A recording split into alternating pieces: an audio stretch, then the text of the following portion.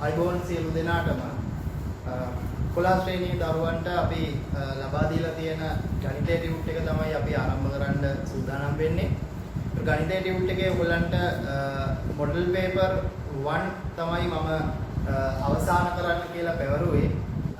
Model paper 1 එක තමයි අපි සාකච්ඡා කරන්න සූදානම් වෙන්නේ. එතකොට මේනකොට ඔයගොල්ලෝ මොඩල් පේපර් 1 සම්පූර්ණයෙන්ම කරලා අවසන් වෙන්න ඕනේ. එහෙමනම් පේපර් එකේ ලියපු උත්තර ළඟට අරගෙන අපි වීඩියෝ එක බලන ගමන් ඔයගලන්ට උත්තර වලට හරි වැරදි දාගෙන චෙක් කරගන්න පුළුවන්. රයිට් අපි යනවා ප්‍රශ්න පත්‍රයේ පළවෙනි කොටසට. මුලින්ම දීලා තියෙන පළවෙනි ප්‍රශ්නය සමජතුරස්‍රාකාර තහඩු කැබල්ලක වර්ගඵලය වර්ග සෙන්ටිමීටර 30ක් වේ කියලා කියනවා. මේ පැත්තක දිග සඳහා වඩාත්ම සුදුසු වගය පහත පිළිතුරු අතරින් තෝරන්න කියලා කියනවා. එතකොට අපිට දීලා තියෙනවා ළමයි සමජතුරස්‍රය. හරි. මේ සමජතුරස්‍රයේ වර්ගඵලය තමයි වර්ග සෙන්ටිමීටර 30යි කියලා කියන්නේ.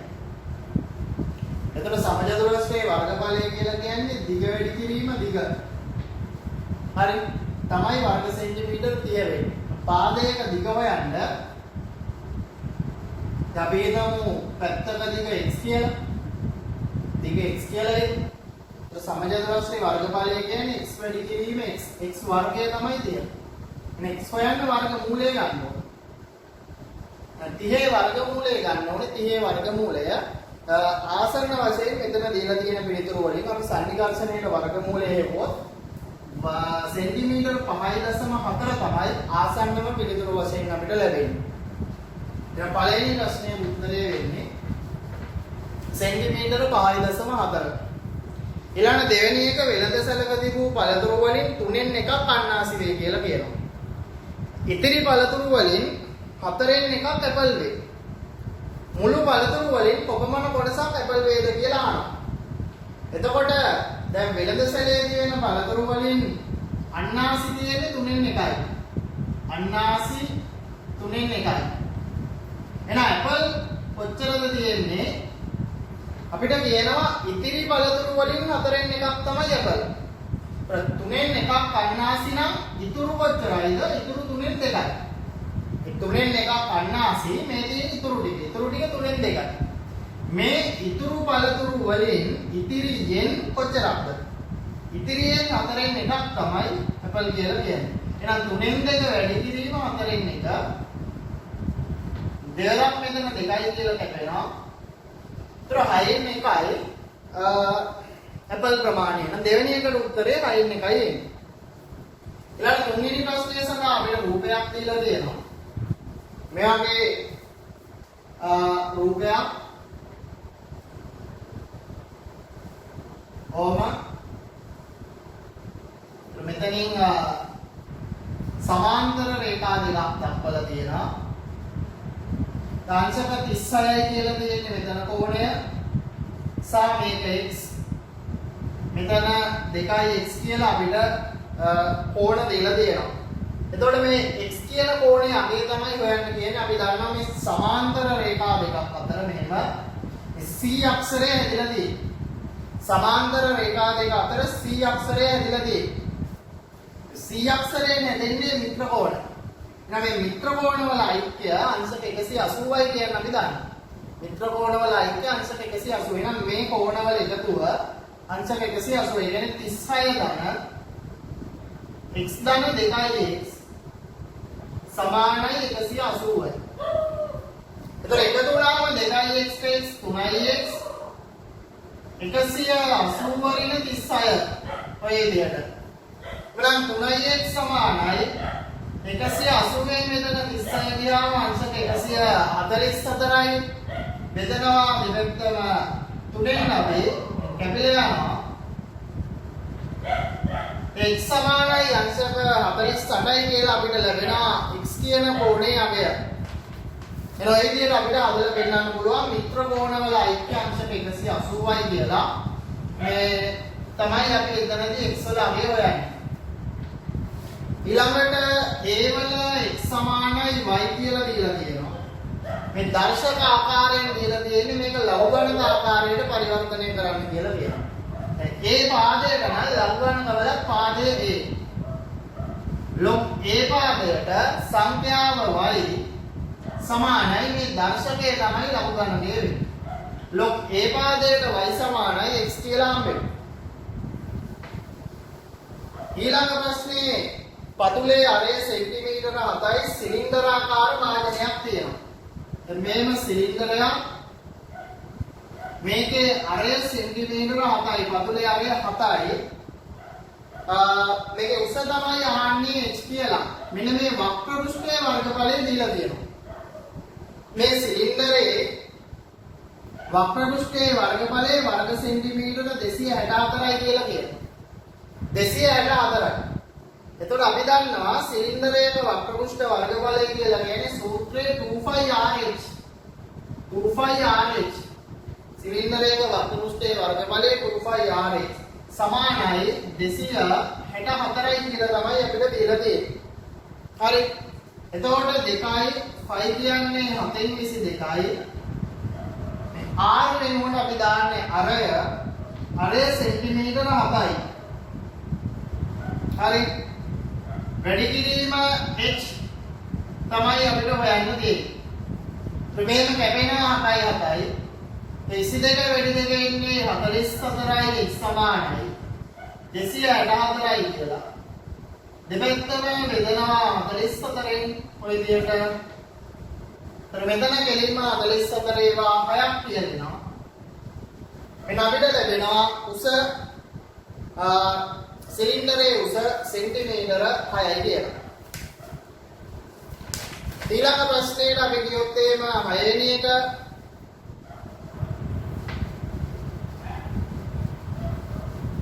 පිළිතුරු ලියලා තියෙන්න ඕනේ මේ වෙනකොට නිකන් බලාගෙන හිටියට වැඩක් නැහැ. තමන් උත්තර ලියපු ප්‍රශ්න පත්‍රයේ සමග සංසන්දනය කරලා හරියට දාලා තමන්ට ඉගෙන ගන්න පුළුවන්. ගවගාලක ගවයන් 10 දෙනෙකුට දින දෙකකට ප්‍රමාණවත් ආහාර දෙනවා කියලා කියනවා. ඒතකොට 10 දෙනෙක්ට දින දෙකකට ආහාර දෙනවා. ඒ කියන්නේ මුළු ආහාර ප්‍රමාණය අපි ගත්තොත් එහෙම 20යි. මුළු ආහාර ප්‍රමාණය කියනවා සත්ත්ව දිනාවෙන් 20යි කියලා. මේ ගවගාලෙන් 6 දෙනෙක් වෙනත් ගවගාලකට යවනවලු. 10න් 6 දෙනෙක් යවුවාම 4 දෙනෙක් ඉතුරුයි. දැන් ඉතුරු 4 දෙනෙක්. හරි. වැඩි කිරීම දින ගාන අපි x කියලා ගන්නවා. මෙන්න මේ ආහාර ටික තමයි. මේ 4 දෙනා පාවිච්චි කරන්නේ. 4න් බෙදනවා. කැපිලා ගියාම එනවා x සමානයි දින 5 දින 5. ඊළඟට අපිට නැවත රූපයක් දෙනවා මෙහෙම. හරි.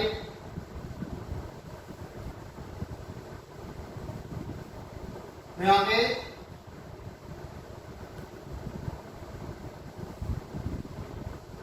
මෙතන අංශක 90යි OB and AC DSA E කියලා මේ පාද සමාන බව පෙන්වලා තියෙනවා. අපෙන් අහන්නේ ABC ත්‍රිකෝණයයි. ABC කියන්නේ මේ උඩ තියෙන ත්‍රිකෝණය. BDE කියන්නේ පාර තියෙන ත්‍රිකෝණය. මේ ත්‍රිකෝණ දෙක අංග සම වේ. අංග සමද නැද්ද කියලා නෙමෙයි අහන්නේ දරුවෝ. අංග සමයි කියලා දීලා තියෙනවා. ඒක අපිට හොයන්න දෙයක් නැහැ. හරි. ඒ ත්‍රිකෝණ යුගලයේ අංග සම වෙන අවස්ථාව තමයි අපි සඳහන් කරන්න ඕනේ. මොන අවස්ථාව යටතේද මේ ත්‍රිකෝණ දෙක අංග සම වෙන්නේ කියලා. එතකොට පාපාපා අවස්ථාවද, පාපෝපා අවස්ථාවද, කෝපෝපා අවස්ථාවද, කර්ණපා අවස්ථාවද කියලා අපි හොයාගන්න ඕනේ. දැන් මෙතනදී මම නිකමට ඔයාලා බැලුවොත් මෙතන කෝණය මම x කියලා ගත්තොත් මේක මේ රේඛා දෙක සමාන්තර බවක් දීලා තියෙනවා. හරි. මෙතන කෝණය මම x කියලා ගත්තොත් මේ z අකුරෙන් හැදෙන්නේ ඒකාන්තර කෝණ. මෙයා x නම් මෙයාත් x. ඔව්. හරි. එතකොට දැන් මෙතන අංශක 90 නිසා සරල රේඛාවක් මත පිහිටි බද්ධ කෝණ වලින් එහා පැත්තේ කෝණෙත් 90යි. මේ මුළු කෝණේ 90යි 90න් මේ ටික x කියන්නේ මේක ඇල්ලෙනවා. 90න් x අඩු වෙනවා. 90 වලින් x. හරි. මේ ත්‍රිකෝණය දිහා බලන්න. මේ ත්‍රිකෝණය මේ කෝණය 90යි. මෙයා x එහෙනම් මෙයා කීයද? ඒ දැන් මේ තුන් දෙනාගෙන් එකතු අංශ 180යි. හරි 180 මේ 90 ගියාම දරුවෝ මේ දෙන්න 90යි 90 x අඩු වුණාම 90 වරින් x. එහෙනම් අපිට පේනවා මේ ත්‍රිකෝණ දෙකේ වුණ තවත් කෝණයක් සමාන වුණා. මෙයත් 90 වරින් x මෙයත් 90 වරින් x කියන දරුවෝ මේ කෝණ දෙක සමානයි. කෝණ දෙක සමානයි. එහෙනම් දැන් අංග සම අවස්ථාවක් පේනවා. මොකද්ද? මේ උඩ තියෙන ත්‍රිකෝණේ කෝණ දෙකකුයි එක පාදයකුයි. මේ ත්‍රිකෝණේ කෝණ දෙකකුයි අනුරූප පාදයට සමාන වෙනවා. එයි අනුරූප පාදය කියන්නේ මෙතනදිත් අංශක 90 කෝණයට ඉස්සරහින් තියෙන පාදයට තමයි ඉරිකැලි දෙක ගහලා තියෙන්නේ. මේකේ අංශක 90 ලකුණු කරලා තියෙන කෝණයට අංශක 90 ලකුණු කරලා තියෙන කෝණයට ඉස්සරහින් තමයි ඉරිකැලි දෙකේ පාදය ගහලා තියෙන්නේ. එහෙනම් එකම පාදය තමයි ත්‍රිකෝණ දෙකේම සමාන. කෝණ දෙකකුයි පාදකුයි සමානයි කියලා කියන්නේ ත්‍රිකෝණ දෙක අංග සම වෙන්නේ කෝකෝපා කියන අවස්ථාව යටතේ. කෝකෝපා අවස්ථාව යටතේ ත්‍රිකෝණ දෙක අංග සමයි. හරි. දැන් එතකොට තව එක දෙයක් ආනවා මේකේ AC පාදයට සමාන පාදයක්. කවුද AC කියන්නේ? මේ 90 වරින් x කියන කෝණෙට ඉස්සරහින් තියෙන පාදය තමයි AC. එහෙනම් මේකේ 90 වරින් x කියන කෝණෙට ඉස්සරහින් තියෙන පාදයට තමයි සමාන වෙන්නේ. අපි ඒවට අනුරූප අංග කියලා කියන්නේ කාටද? BE ට සමානයි. AC සමාන BE කියන පාදයට. මේ ප්‍රශ්නේ මම වැඩිපුර විස්තර කරලා දුන්නේ මේගොල්ලන්ට. ඊළඟ අනේ ප්‍රශ්නේ ගත්තොත් ඒකාකාර ශීඝ්‍රතාවයේ ජලය ගලා එන නලයකින් ටැංකියක් සම්පූර්ණයෙන්ම පිරවීම සඳහා මිනිත්තු 20ක් ගත වෙනවා කියලා කියනවා. දෙවම ටැංකියක් තියෙනවා. මේකට නලයකින් ජලය ගලා එනවා. මේක සම්පූර්ණයෙන්ම පිරෙන්න මිනිත්තු 20ක් ගත වෙනවා. දැන් මොකද කියන්නේ? එවැනි නල දෙකක් යොදනවා. එක නලයක් නෙමෙයි නල දෙකකින් මේකට ජලය පුරවනවා. නල දෙකකින් ජලය පුරවනවා නම් මේක ඉක්මන් වෙනවා. දෙගුණයක් වැඩේ ඉක්මන්. මිනිත්තු 20ක් නෙමෙයි දැන් නම් ගත වෙන්නේ මුළු ටැංකියම පිරෙන්න මිනිත්තු 10යි. හැබැයි මුළු ටැංකියම පිරෙන්න ගත වෙන කාලය නෙමෙයි ගන්න දරුවෝ ටැංකියෙන් අඩක් පිරෙන්න ගත වෙන කාලය. මුළු ටැංකියම පිරෙන්න මිනිත්තු 10ක් ගත වෙනවා නම් ටැංකියෙන් අඩක් පිරෙන්න මිනිත්තු 5ක කාලයක් තමයි ගත වෙන්නේ. එහෙනම් පිළිතුර වෙන්නේ මිනිත්තු 5යි. මිනිත්තු 5යි. ඊළඟට 9 වෙනි එකේ අපිට දීලා තියෙනවා මේ ප්‍රකාශන 3යි AD වර්ගය 2යි A වර්ගය B කියලා කුඩා පොදු ගුණාකාරය හොයන්න තියෙනවා. 3යි 2යි තියෙනවා 3 වරක් දෙක කුඩා පොදු ගුණාකාරය 6යි. මේකේ A කියන්නේ A වර්ගයේ තියෙන වැඩිම බලය තෝරගන්න. A වර්ගය. B වර්ගයේ ඉන්නවා B ඉන්නවා වැඩිම බලය තෝරගන්න B වර්ගය. එහෙනම් 6යි A වර්ගයේ B වර්ගයේ තමයි කුඩා පොදු ගුණාකාරය වෙන්නේ. ඊළඟ එම සමාන්තර ආශ්‍රයයක් තියෙනවා. ඔයලා මේ සමාන්තර ආශ්‍රයයක් තියෙනවා. හරි. එතකොට මේ පාදයේ සෙන්ටිමීටර 4යි. අපිට කියනවා මේ සම්පූර්ණ සමාන්තර ආශ්‍රයේ වර්ගඵලය වර්ග සෙන්ටිමීටර 40යි යන්නේ PQRS කියන. මුළු සමාන්තර ආශ්‍රයේ වර්ගඵලය වර්ග සෙන්ටිමීටර 40යි. හරි. එතකොට මේ ඇඳලා තියෙන්නේ විකර්ණයක්. සමාන්තර ආශ්‍රයේ විකර්ණයකින් වර්ගඵලයේ සමච්ඡේදනය වෙනවා කියන අපි දන්නවා. මුළු සමාන්තර ආශ්‍රයේ වර්ගඵලයේ වර්ග සෙන්ටිමීටර 40 නම් මේ විකර්ණයෙන් වෙන වෙන උඩ තියෙන ත්‍රිකෝණයේ වර්ගඵලය හරියට වර්ග සෙන්ටිමීටර 20යි. එමනම් අපිට මෙතනදී QS කියන පාදය හොයන්න කියන්නේ. QS මේ ත්‍රිකෝණයේ ආධාර දෙවෙනියා ලම්බ උසත භාගයයි ආධාරකයේ QS වැඩි කිරීම ලම්බ උස 4යි සමානයි වර්ගඵලය 20යි. මේක කැපෙනවා දෙයක් මෙතන 2යි කියලා 2යි QS 20යි දෙකෙන් බෙදනවා දෙපැත්තම QS කියන පාදය සෙන්ටිමීටර 10ක් කියලා තමයි ලැබෙන්නේ. QS 10යි. බලන්න ඔය විදිහට.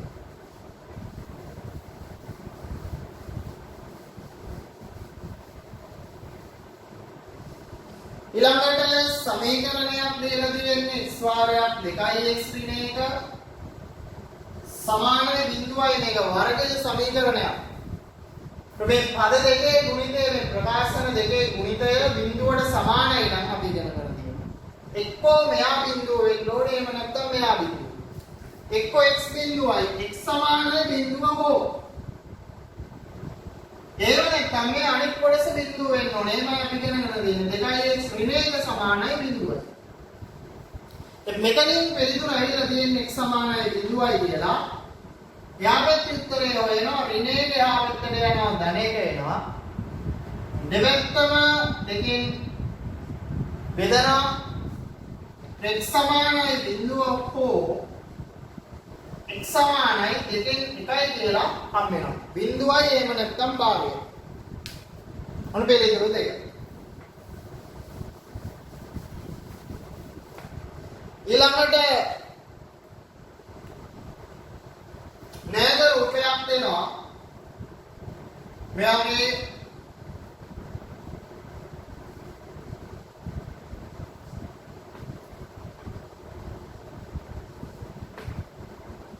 සමාන්තර රේඛා මේවා 55යි මෙතන 60යි මෙයා 60යි AB මෙතන C/D කියලා දෙනවා. මේ තොරතුරු ඇසුරෙන් සමද්විපාද ත්‍රිකෝණයක් නම් කරලා ඒ සමාන වෙන පාද යුගලේ ලියන්න කියලා කියනවා. ඊට දැන් මෙතනදී මේ ත්‍රිකෝණයට આવොත් මේ ත්‍රිකෝණයේ කෝණ දෙකක් ගන්නවා මෙයා 60යි මෙයා 60යි. නැත්නම් ඉතුරු කෝණය වාගන්න. ඉතුරු කෝණය අපිට කියන්න පුළුවන් 180 න් අපි මේ දෙන්න අඩු කරොත්. මෙයා 55යි. එතකොට සමාන්තර රේඛා නිසා ඇදෙනවා ඉසෙට් අකුර ඒකාන්තර කෝණ. මෙයා 55 නම් මෙතන 55යි. ඔන්න දැන් සමද්විපාද ත්‍රිකෝණයක් පේන්න ඕනේ. මොකක්ද? මෙන්න මේ ත්‍රිකෝණය දිහා බැලුවොත් මේ ත්‍රිකෝණයේ කෝණ දෙකක් සමානයි. ජ්‍යාමිතික ප්‍රමේයක් අපි ඉගෙන ගන්න තියෙනවා. ප්‍රමේයක් වල මේක ප්‍රමේය විරුද්ධ අදහස විලෝමයේ ප්‍රමේය. මේ ත්‍රිකෝණයේ කෝණ දෙකක් සමාන නම් ඊට සම්මුඛ පාද දෙක සමාන වෙන්න ඕනේ. මේ කෝණ දෙක සමාන නිසා ඒ කෝණ දෙකට සම්මුඛ පාද දෙක සමානයි. හරි. කෝණ දෙකට සම්මුඛ පාද දෙක සමානයි. එහෙනම් මේ කෝණ දෙකට සම්මුඛ පාද දෙක වෙන්නේ කවුද? මේ කෝණයට සම්මුඛ පාදේ මෙයා. මේ කෝණයට සම්මුඛ පාදේ වෙන්නේ මෙයා. කවුද සමාන පාද දෙක? එක පාදයක් AB පාදය සමාන වෙන අනිත් පාදයේ AB පාදය. ත්‍රිකෝණය කවුද? මේ ත්‍රිකෝණයේ නම ABD කියන ත්‍රිකෝණය තමයි. ABD කියන ත්‍රිකෝණය තමයි සමද්විපාද ත්‍රිකෝණය වෙන්නේ. බලන්න හරියද කියලා. හරි. 12 වෙනි එකේ අපි කතා. ඊළඟට 13 අපිට දෙනවා මේකීය භාග දෙකක් 2x ධන 1ට 3x කියලා. මෙන්න කුඩා බව ගුණාකාරයේ 3x. මේ දෙන්නගේ කුඩා බව ගුණාකාරයේ 3x. 3x කරුව x ගෙන් බෙදුනාම x අකුර කැපිලා ගිහලා 3 ඉතුරු වෙන්නේ 3 වරක් 2 ආයත. 3x ගෙන් බෙදුනාම 1යි 1 වරක් 1 එකයි. 6 ධන 1 7යි යට 3x. උත්තරේ එන්නේ 7 යට 3x.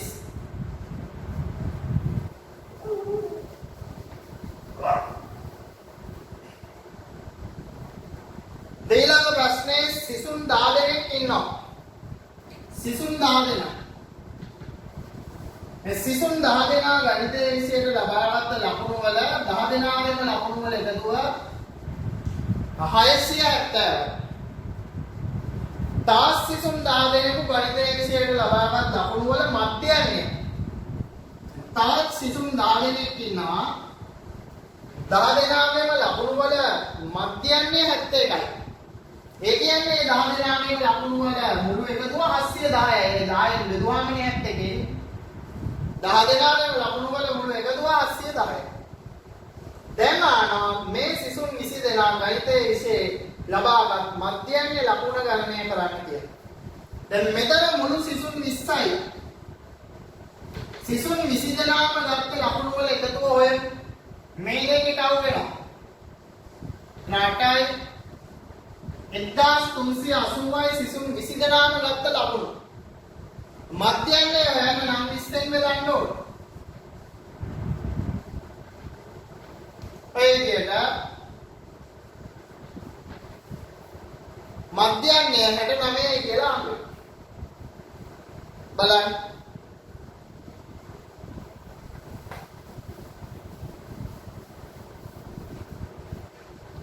ඊළඟට ඔම x ධන a වාරය x ඍණ 3 සමානයි x වර්ගය ධන 2x ඍණ b a සහ b සඳහා ගැළපෙන අගයන් ප්‍රකාශ කරන්න.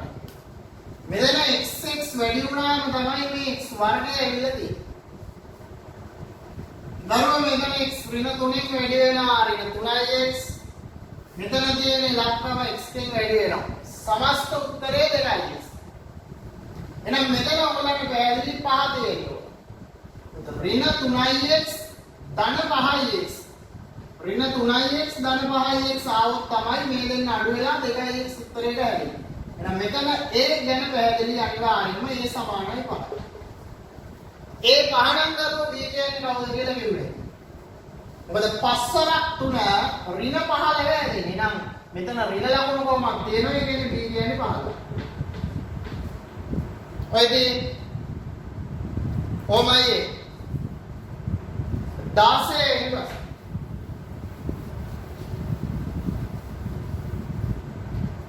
16 අපිට දෙනවා රුපියල්. ඔයාගේ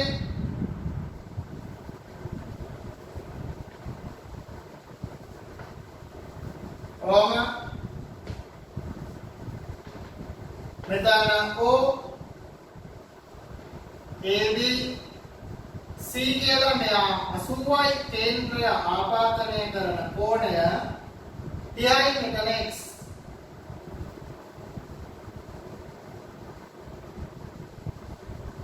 දැන් අපි වෘත්ත ජාමිතියේ යෙදෙන ප්‍රමේයයක් ඉගෙනගෙන තියෙනවා. මේකම වෘත්ත ඡාපයෙන් කේන්ද්‍රය ආපාදනය කරන කෝණයෙන් හරි අඩක් තමයි පරිධිය ආපාදනය කරන කෝණය. කේන්ද්‍රය ආපාදනය කරන කෝණය අංශක 80යි කියන්නේ පරිධිය ආපාදනය කරන කෝණය අංශක 40යි. දැන් x කිව්වයි කියන්නේ මේ ත්‍රිකෝණයේ දිහා බලන්න. ත්‍රිකෝණයේ කෝණ තුනේ එකතුව අංශක 180යි. එමනම් දැන් මේකේ කෝණ දෙකක් ගන්නවා 40යි 30යි x විතරයි දන්නේ නැත්තේ. අංශක 40 දන්න අංශක 30 දන්න x සමානයි 180යි. මේ දෙන්න 70යි. x එන්නේ 180ෙන් මෙතන 70ක් අඩු වෙනවා පැහැදිලි ඒවා. 110යි x කියන කෝණය අගය. 17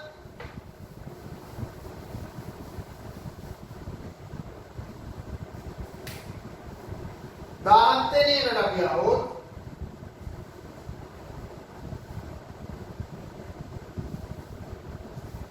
දෙකයි x ධන 7 කුඩයි 19 යසමාන භාගයේ මුලින් විසඳන්න ධන 7 හා පැත්තට යනවා ඍණ 7යි 2x කුඩයි 12යි බෙදෙනවා දෙවැත්තම දෙකෙන් x කුඩයි 6යි කියලා ලැබෙනවා. x කියන කෙනා 6 වෙන්න බෑ 6ට වඩා අඩුයි. අය 6 වෙන්න බෑ කියන්නේ සමාන ලකුණක් නෑ. සමාන ලකුණ තිබ්බනම් 6ත් අයිති 6ට වඩා අඩු ඒවත් අයිතිද? සමාන ලකුණ නෑ නයි 6 වෙන්න බෑ 6ට වඩා අඩුයි. 6ට වඩා අඩු වැඩි උත්තරේ කවුද? 5. දාන්නේ x ට දෙන්න පුළුවන් විශාලම පූර්ණ සංඛ්‍යාව. විශාලම පූර්ණ සංඛ්‍යාව 5 තමයි. දාන්නේ ඒක ඔයාලට ලේසි මේ මොකක්ද අපි කුඩා ලක්ෂ ප්‍රස්ථාරයක් සකස් කරගත්තොත් එකේ සිට 6 දක්වා අංක ලිව්ව ධනකාකාර ධාතු කැටයක් තියෙනවා. අනිත් එක කාසියේ දෙපැත්තයි දෙන්නේ සිරස සහ අඩේ කියලා. මේ සියලු ලක්ෂ ටික මෙතනදී ලකුණු වෙනවා. කොහොම ලක්ෂ ලකුණු වෙනවා? මොකක්ද කියන සිද්ධිය හරියට තෝරන්න ඕනේ. කාසියේ සිරස සහ ධාතු කැටේ ඉරට්ටේ සංඛ්‍යාවක් ලැබීම. පැහැදිලිද? මේකේ ඉරට්ටේ සංඛ්‍යාවක් එක්ක කාසියේ සිරස වැටෙන්න ඕනේ. මේ සිද්ධිය හරියි. බලන්න ඉරට්ටේ සංඛ්‍යාවකයි කාසියේ සිරසයි ලැබිලා දෙන්නේ. නැවත ඉරට්ටේ සංඛ්‍යාවක් වෙන්නේ 4 4ත් එක්ක සිරස ලැබෙනවා. නැවත 6 6ත් එක්ක සිරස ලැබෙනවා. ඒනතරෝ සිද්ධි තුනක් තියෙනවා. මුළු නියත අවකාශය 12යි 12න් විය හැකි සිද්ධි 3යි සම්භාවිතාවය 4න් 1යි කියලා ලැබෙනවා. ඔය විදිහට 19 ඊට පස්සේ මේම අපිට දෙන රූපේ දිහා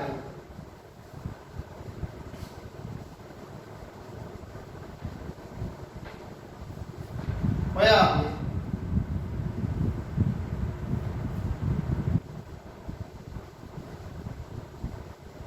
එතන තියයි x අංශ 40යි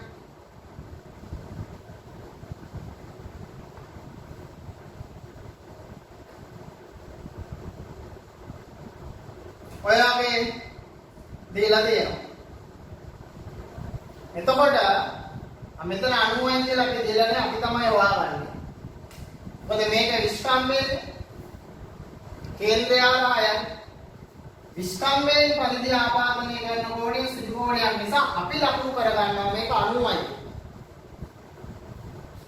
දැන් මේ ත්‍රිකෝණය දිහා බලන්න කෝණ දෙකක් ගන්නවා 40යි 30යි. ජාමිතික ප්‍රමේයයන් උතර දැනගන්න ඕනේ මේකට.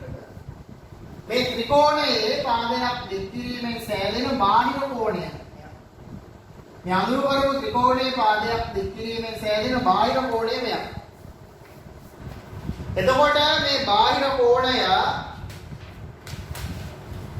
අභ්‍යන්තර සම්මුඛ කෝණ දෙකේ එකතුවට සමානයි. 40යි 30යි එකතුවට මෙයා සමානයි. අංශක 70යි. දැන් අනිත් ත්‍රිකෝණයෙන් x වෙයි. දෙකක් ගන්නවා කෝණ 90යි 70යි x විතරයි අඩු. 90 ධන 70 ධන x සමානයි 180යි. එතන 160යි ධන x 180යි. x එන්නේ 180 වෙන්නේ 160ක් අඩුයි. x සමානයි 20යි කියලා අපිට. හරියට බලන්න.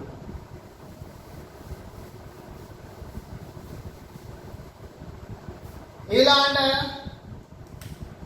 සංඛ්‍යා රේඛාවක් දෙනවා. හරි.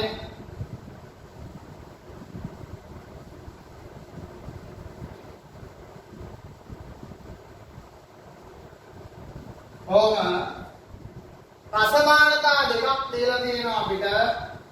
x විශාලයි 5 අනිත් එක x කුඩායි හෝ සමානයි 8 කියලා. මේ අසමානතා දෙකටම සපුරායන ප්‍රදේශයේ මේක අනුව කරන්නේ. කුඩායි හෝ සමානයි 8 කියන්නේ 8ට ගෝලයක් දානවා පාඩ කරනවා. හේතුව සමාන ලකුණු තියෙන නිසා. x කුඩායි 8ට වඩා 8ට අඩු පැත්ත පාඩ වෙනවා මේ. අනිත් අසමානතාවයේ කියන්නේ පාඩ වඩා වැඩි කියලා. පාඩ ගෝලයක් දානවා පාඩ වෙන්නේ නැහැ පාඩ වැඩි පැත්ත. මෙන්න අසමානතා දෙකටම ගැලපෙන ප්‍රදේශය එනවා. පාඩ වැඩි අඩට අඩුයි. පහ පාඩ වෙලා නැහැ අඩ පාඩ වෙලා තියෙනවා. පැහැදිලිව බලන්න පුළුවන්.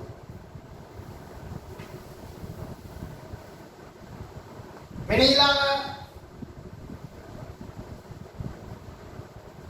ඔයාගේ මේ සමාන්තර රාශිය මේ කෝණය මේ කෝණය B මෙයා C D කියන්නේ DE අවය BR CS වලින් දක්වන්නේ. ඔක්කොටම කලින් මේකේ සම්බන්ධයක් හදාගන්න ඕනේ. සමාන්තර රාශියක සම්මුඛ කෝණ සමානයි සම්මුඛ කෝණ සමානයි කියන්නේ මෙයා D නම් මෙයා B. දැන් පැහැදිලි සම්බන්ධයක් දෙන්න පුළුවන් මේ ත්‍රිකෝණය දිහා බලුවම. මේ අඳුරු කරපු ත්‍රිකෝණයේ පාදයක් දික් කිරීමෙන් සෑදෙන බාහිර කෝණය මේ අභ්‍යන්තර සම්මුඛ කෝණ දෙක එකතුවට සමානයි. බාහිර කෝණය සමානයි අභ්‍යන්තර සම්මුඛ කෝණ දෙක එකතුවට. C සමානයි D ධන D ට. මේක නෙමෙයි ප්‍රකාශනය අපිට කියන්නේ DE අගය DHCS වලින් දක්වන DE අගය කියන්නේ දරුවෝ මේ ප්‍රකාශනයෙන් D යුක්ත කරන්න තියෙන්නේ. D යුක්ත කරන්න නම් B එහා පැත්තට අරිනවා. මෙන්න D ගේ අගය එනවා C සහ D ඇතුලේ C ඍණ B කියලා තමයි හම්බෙන්නේ. ඊළඟ එකේ එකලේසි 22 මේ සංකේතයේ තේරුම අවයවයක් ඒ මෙන්න A කියන කුලකයේ දීලා තියෙනවා 2 3 5 7 රයිට් දෙක අවයවයක් තමයි. එන යන හරි. ඊළඟට දෙක උපකුලකයේ අකුලයේ රයිට් දෙක A කියන කුලකය ඇතුලේ තියෙනවා. NA 16යි. මේක පිළිගන්නද? උඩ දීලා තියෙන කුලකයේ අවයව 4යි තියෙන්නේ. NA 16යි නෙමෙයි NA 4. දෙකක් හරියට මේක කරලා 23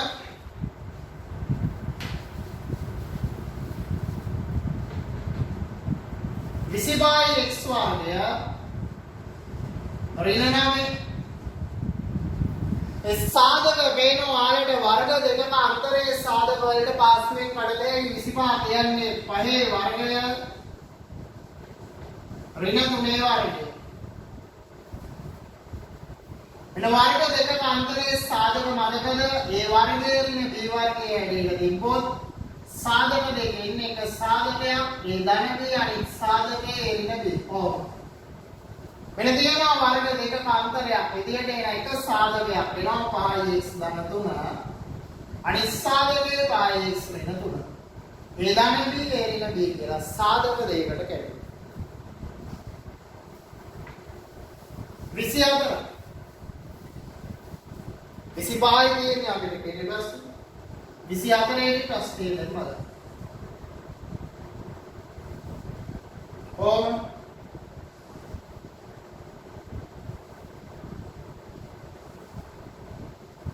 මෙයාගේ දෙන්නේ මෙයා 40යි මෙතන x කියලා නම් දෙන්නම් මම AB CD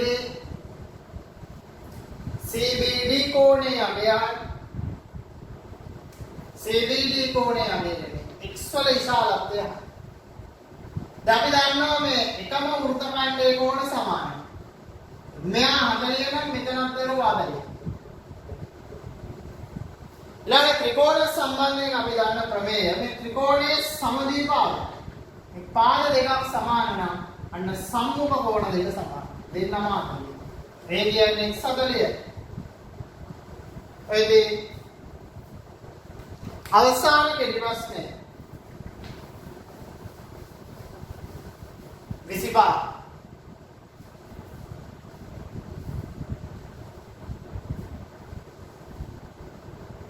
මෙයාගේ ඒ මෙතන B මෙයා C AC හා BC රේඛාවලට සමදුරේ AC या BC රේඛාව වලට සමදුලිතයි. මොකද දෙනවා මේ රේඛා දෙකකට සමදුලිත වෙන්නේ පදේ කියන්නේ. මේ රේඛා දෙක හමු වීමෙන් සෑදෙන කෝණේ කෝණ සමච්ඡේදය. රේඛා දෙක හමු වීමෙන් සෑදෙන කෝණයේ කෝණ සමච්ඡේදය අපි දල වශයෙන් අඳුනනවා. මචාම දෙකක් ගහලා අපි කෝණ සමච්ඡේදය ගන්නවා. කෝණය හරි නැද්ද? සමච්ඡේදනයලා ය. එවැගේම AB මතල පිළිදලා දිනන මේ කෝණ සමච්ඡේදක AB කැපෙන තැන තමයි දරුවටි කියලා කියන්නේ. පද පිළිබඳ අපේ දැනුම භාවිතා කරලා මේ T කියන ලක්ෂය පිළිදෙන ස්ථානය අපිට හොයලා දෙන්න කියලා කියනවා. ඔය විදියට ගන්න පුළුවන්. ද්‍රව්‍ය සාකච්ඡා කරලා අවසන් කරේ. මොඩල් පේපර් නම්බර් 1 වල ඒ කොටස ඒ කියන්නේ කෙටි ප්‍රශ්න 25 කෙටි ප්‍රශ්න 25 පැහැදිලි ඔයාලට හරියට දාගෙන සහ නොදන්න ප්‍රශ්න වල හරි උත්තර ලියාගෙන තමන්ගේ කෙටි ප්‍රශ්න 25න් කීයක් හරිද කියලා බලා ගන්න ආසන ලකුණු දා ගන්නත් පුළුවන් ප්‍රශ්නයකට ලකුණු දෙක වෙනින් අපි පන්තියේ ලකුණු දාන්නේ දානවා 50න් මුල් ලකුණු දා ගන්න පුළුවන් කෙටි ප්‍රශ්න පත්‍රයේ සඳහා ඊට පස්සේ අපි යොමු වෙන්නේ B කොටසට ඒ කියන්නේ මොඩල් පේපර් නම්බර් 1 වල A මේ කතා කරේ ඊළඟට අපි යන්නේ ව්‍යුහගත රචනා ප්‍රශ්න 5 සඳහා.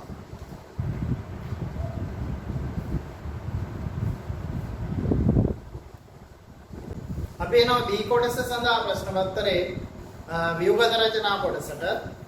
පළවෙනි ප්‍රශ්නේ බලන්න දීලා තියෙන්නේ नालन टमाटर कोल्ड में पोल काढ़वने लगे पोल कैडी में कुलिया लेसे में आ घास तो आप नेमे देने पोल कैडी हतले आप देने अरे पशुवा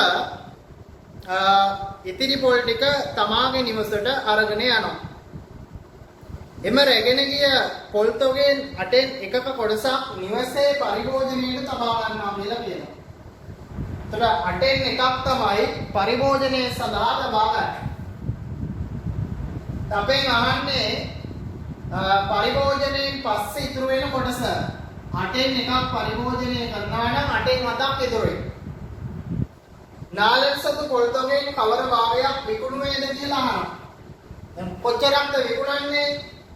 විකුණු කොටස එන්නේ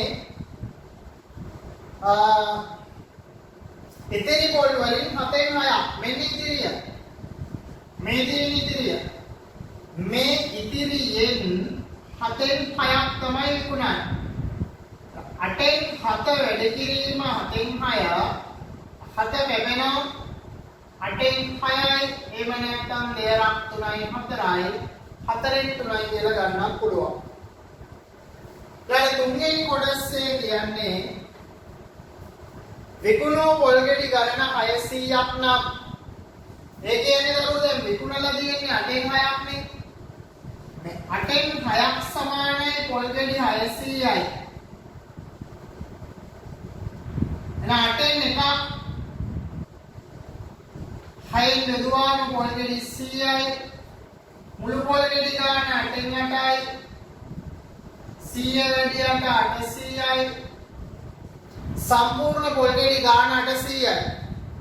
තහන ප්‍රශ්නේ මොකක්ද? කඩන ලද මුළු පොල් ගෙඩි ගණන අර මේ කුලිය ලෙස දෙන පොල් ගෙඩි ගණන කඩන ලද මුළු පොල් ගෙඩි ගණනෙන් භාගයක් ලෙස දක්වනවා. කුලිය ලෙස දීලා තියෙන දරුවෝ පොල් ගෙඩි 40යි. කඩමු මුළු පොල් ගෙඩි ගන්න 800 නෙමෙයි 40ක් කුලිය ලෙස දුන්නා කියන්නේ ඔක්කොම පොල් ගෙඩි 840ක් කඩලා තියෙනවා 840 40ක් තමයි කුලිය ලෙස දීලා තියෙන්නේ. බිඳුව ගැබෙනවා ඕමන අතරාව 21යි. 21න් එකයි කියලා ලැබෙනවා. ඔය විදිහට බලන්න.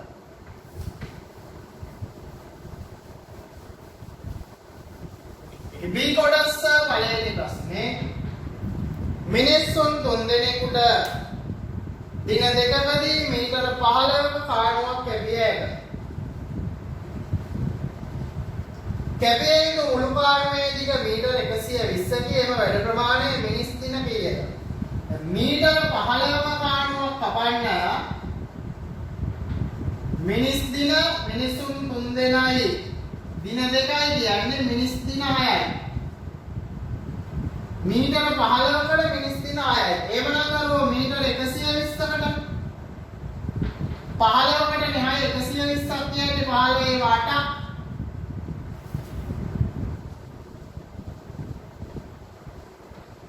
මිනිස් දින 48ක් අතේ. එම කාණ්ඩ මිනිස්සුන් 4 දෙනෙක් යොදවනවා දින කීයක් යනවාද කියලා අහනවා. මිනිස්සු 4යි දින ගානේ සමානයි මිනිස් දින 48යි බෙදනවා 4ෙන්. දින 12යි කියලා දෙයි. පැහැදිලි? පළවෙනි ප්‍රශ්නේ ඔය විදිහට ඊළඟට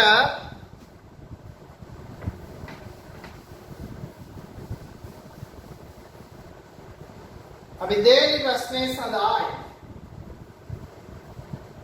බාන රූපයක් අපිට දෙනවා ත්‍රිකෝණාශ්‍රය.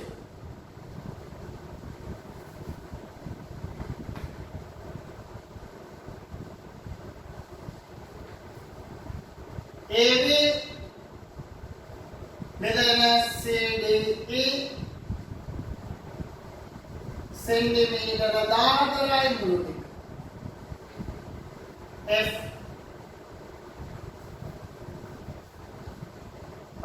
ත්‍රිකෝණාශ්‍රයේ දිගයි පළලෙන් දෙගුණයක් වෙනවලු.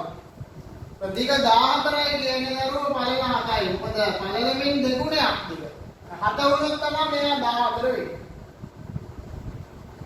මේ පළලයි කේන්ද්‍රික ඛණ්ඩයේ අරයයි සමානයිලු. පළල 7යි නම් කේන්ද්‍රික ඛණ්ඩයේ අරයක් 7යි.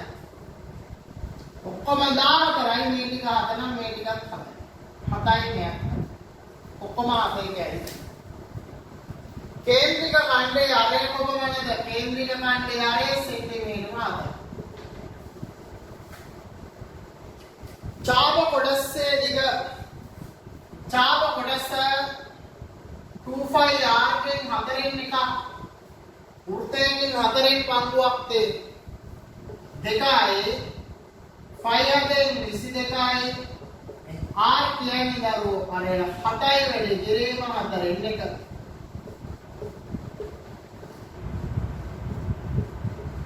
සෙන්ටිමීටර 11යි ඡාප කොටසේදී ලාංඡනයේ පරිමිතිය ආරම්භ මේ ඡාප කොටස තමයි 11. මේකට එකතු වෙන්න ඕනේ අනිත් ටික.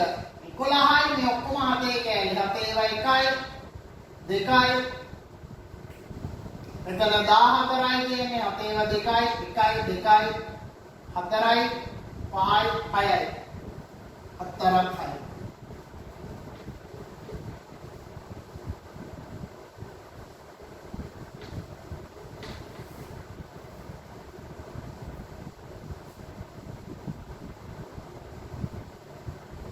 මෙතන 42යි ඔක්කොම සෙන්ටිමීටර 53යි කියලා ලැබෙනවා. ලාංඡනයේ පරිමිතිය ඔය විදිහට එනවා. ඊළඟට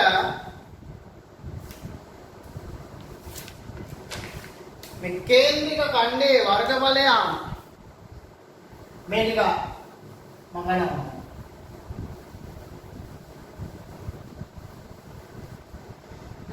මේ සම්පූර්ණ කේන්ද්‍රික ඛණ්ඩයේ වර්ගඵලය 5r වර්ගය අපිට තියෙන්නේ 5r වර්ගයෙන් 4න් එකයි. 7න් 22යි r 7යි ඉතිරි 7 වැඩි 4න් එක. කැපෙන මේ දෙන්න දෙකෙන් 11 වරක් 77යි දරුවෝ දෙකෙන් බෙදුනාම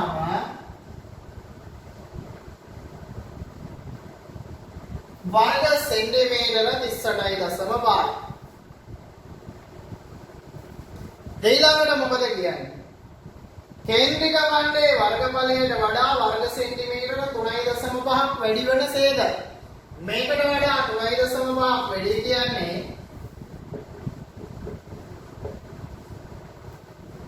42යි වර්ග සෙන්ටිමීටර. එක් පාදයක් AB වන සේද ත්‍රිකෝණාස්ථාකාර කොටසක් ඉහත ලාංඡනයේ වර්ග ගැනීමේ යුතුයි. එක පාදයක් අනිවාර්යෙන්ම AB වෙන්න ඕනේ. ඒ කියන්නේ 7යි දිග. වර්ගඵලය 42 එන්න 7 වරක් 6යි 42 සෙන්ටිමීටර 6යි. 7 වරක් 6 42යි වර්ගඵලය ලැබෙන්නේ. හරි.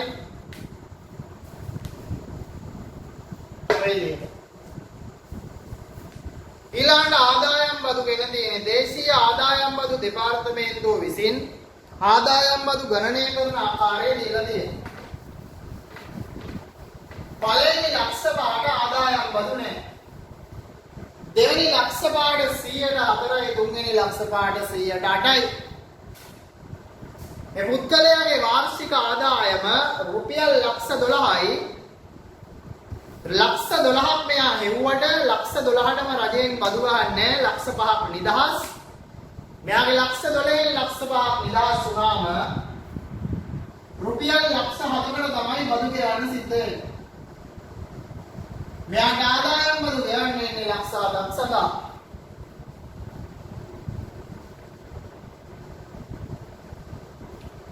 බදු අය කරන පළමු රුපියල් ලක්ෂ 5ට බදු මුදල ගණනය කරන්නේ මෙන්න පළවෙනි ලක්ෂ 104යි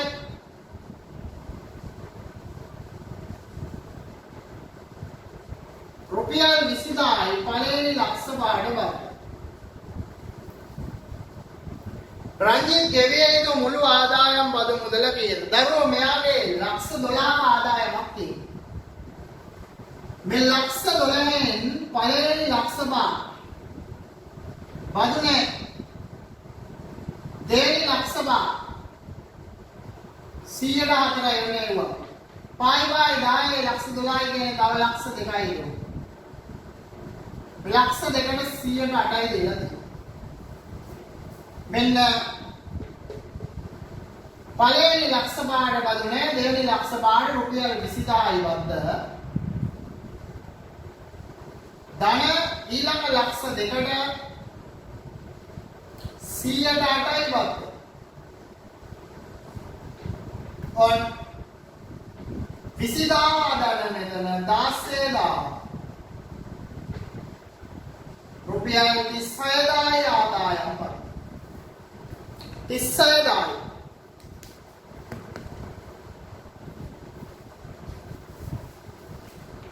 ඊළඟ වරිපණම් බදු කියලා කියන්නේ මෙයාගේ නිවසේ තක්සේරු වටිනාකම රුපියල් 24000යි. ප්‍රාදේශීය සභාවෙන් කාර්දුවකට රුපියල් 480ක වරිපණම් බද්දක් අයනවා. කාර්දුවකටනේ 480. කාර්දු 4ක් අවුරුද්දකට තියෙනවා.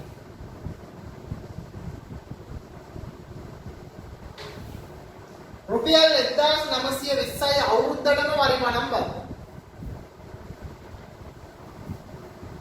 ප්‍රාදේශීය සභාව වරිපණම් බදු අය කරන ප්‍රතිශතේ දරුවෝ 24000කට තක්සේරු කරපු නිවස සඳහා තමයි 1920ක බද්දක් අය කරන්නේ. තක්සේරු වටිනාකම 24000යි 24000ට 1920යි බද්ද. එවනම් 100ට කොච්චරද බලන්න 100ට 100න් වැඩි කරා. ඒ වගේ බින්දු කැපෙනවා. කැපිලා යනවා කෙලින්ම 24 8යි 100ට 8යි ප්‍රාදේශීය සභාව වරිපණම් අය කරන ප්‍රතිශතය වේ. හතරවෙනි ප්‍රශ්න. නෝඩ ප්‍රස්තාරයක් දෙන්න.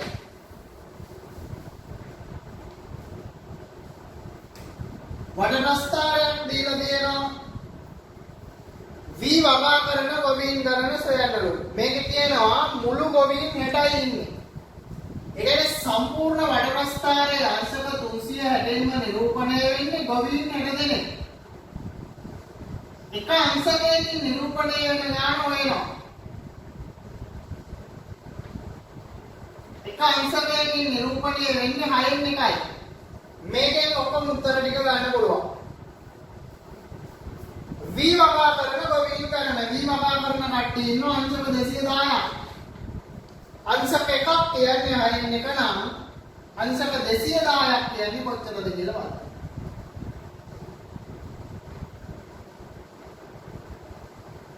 වෙන ගොවීන් 35.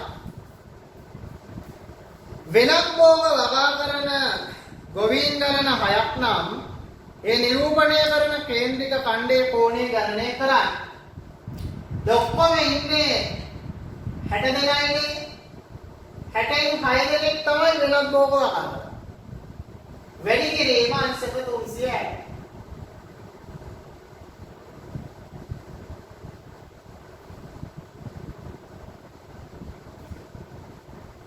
අංශක 36යි කෝණය.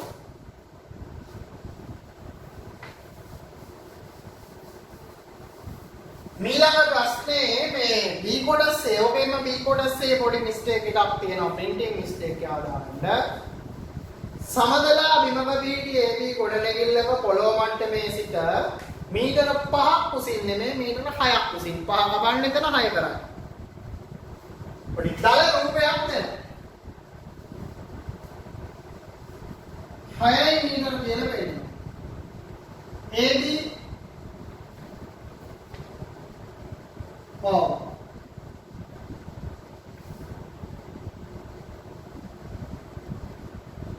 හොයාගන්නදී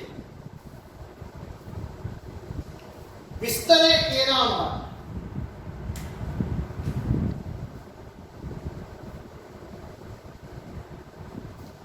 කවුරුවෙන් ඉදිරියෙන් පිටි මේ කුළුණේ මුදුන දෙස පේන ආරෝහණ කෝණය.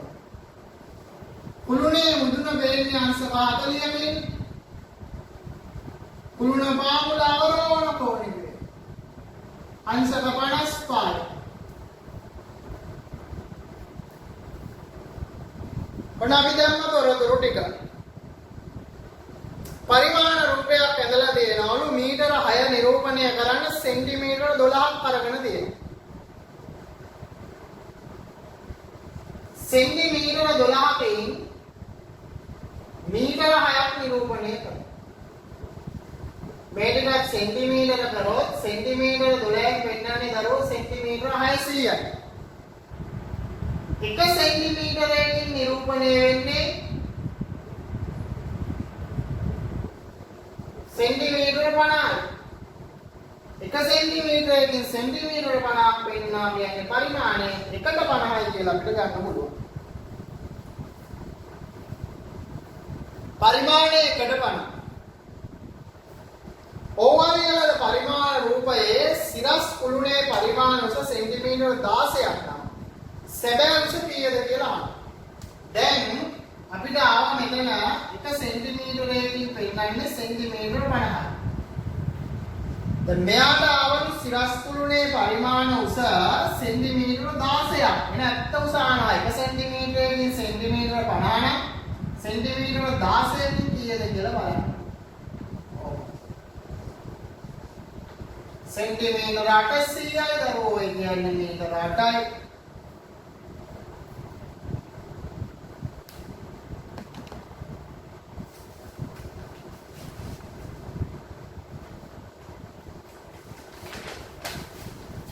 හතරවෙනි ප්‍රශ්නය කරගන්න.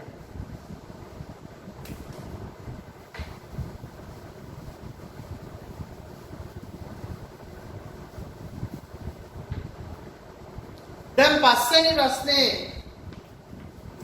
පස්වෙනි එක කියන්නේ අවසාන ප්‍රශ්නේ මේ ප්‍රශ්න පත්‍රයේ අපිට දෙනවා මේම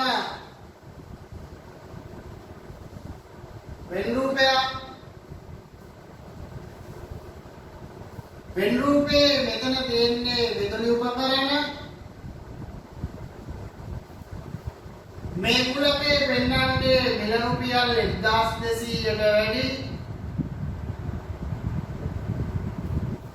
භාණ්ඩ 60යි සර්වත්‍රය 60යි 22ක් විදුලි උපකරණ කැපෙන්න දාන 30ක් 1200ට වැඩි මෙතන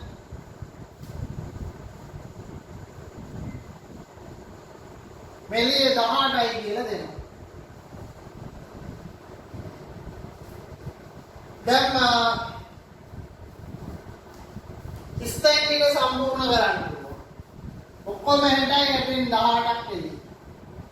ඇතුලේ තියෙන්නේ 42යි කියන්නේ. කෑලි තුනම 42. 18ක් එළිය න ඇතුලේ 42. 42කින් මේ කෑලි දෙක 30යි. මේ දෙන්නම 30යි මේ පුරම 30යි මෙයා 12.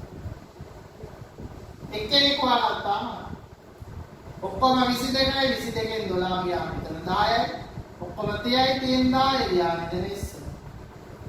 කොහෙදී 1200 හෝ ඊට අඩු ඊළඟ විදුලි උපකරණ නොවන වෙනත් භාණ්ඩ දැක්වෙන ප්‍රදේශයේ අඳුරු කරනවා. 1200ට අඩු විනම් මේ රවුමටයි තියෙන්නේ. විදුලි උපකරණ නෙවෙයි නම් මේකටයි තියෙන්නේ. දෙකටමයි තියෙන්නේ නැත්නම් එළියේ. එහෙනම් මේ කුලව දෙකෙන් වටේ ප්‍රදේශය අඳුරු වෙනවා.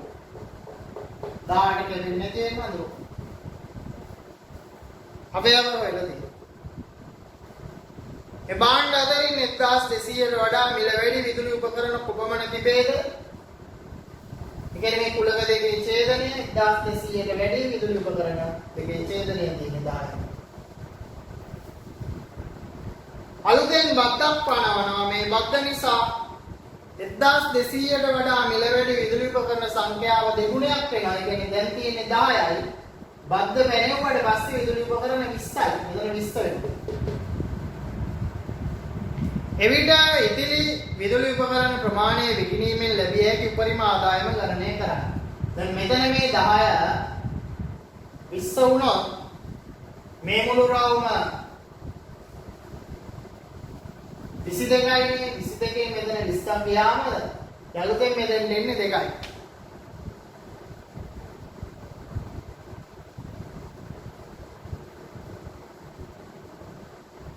එතකොට දැන් 1200ට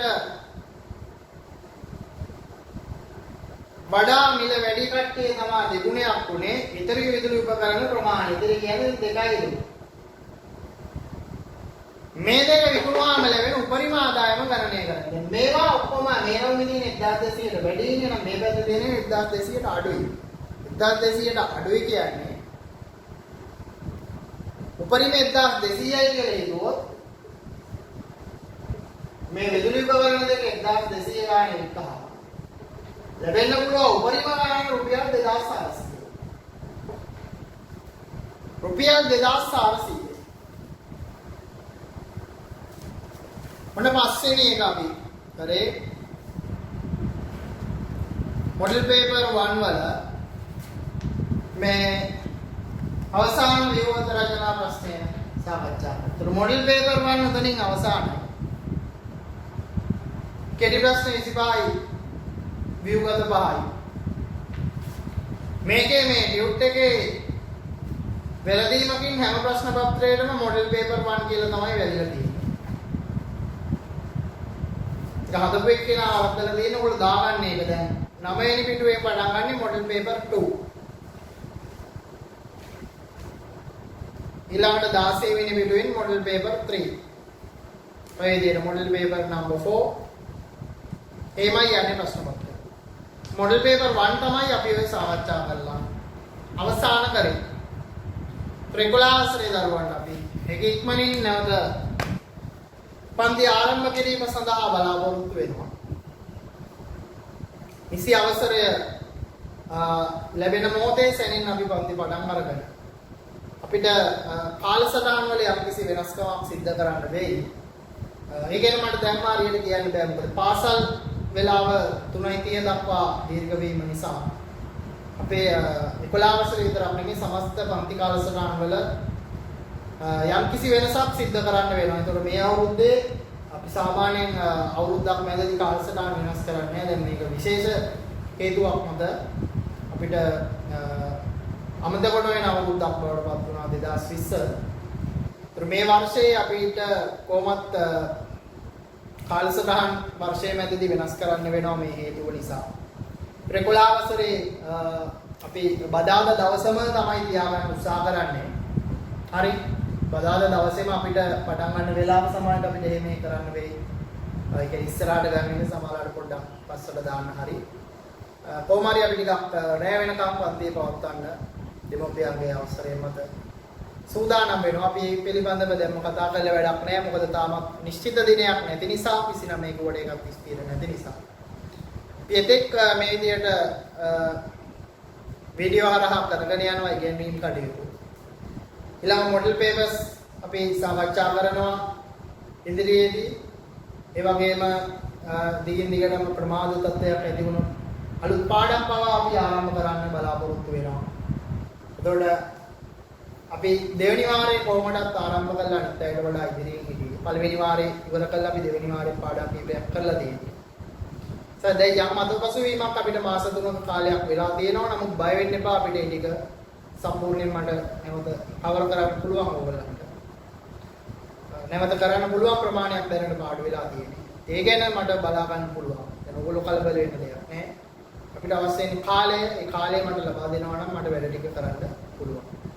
එතකොට අපිට ඕනේ කොහොම හරි අනිත් අවුරුදු වල ළමයි විභාගයට යවනවා වගේ ඔයගොල්ලන් බොහොම නිසි සූදානමින් ප්‍රශ්න පත්‍ර පුරවලා විෂය නිර්දේශ නියම පරිදි ආවරණය කරලා හොඳ මානසික මට්ටමක් ළමයින්ට හදලා මේ ඇතිවෙච්ච තත්ත්වයට ඔළුවෙන් අමතක කරවලා හොඳ ශක්තිමත් මානසිකින් විභාගයට ළමයා සූදානම් කරගන්න. ඒ සඳහා අපි වැඩපිළිවෙල අපි නතර කරපු තැන ඉඳලා මාර්තු 13 වෙනිදා නතර කරපු තැන ඉඳලා නැවත පටන් ගන්න දවස් ඉඳලා ඉදිරියට කරගෙන යන්න බලාපොරොත්තු වෙනවා.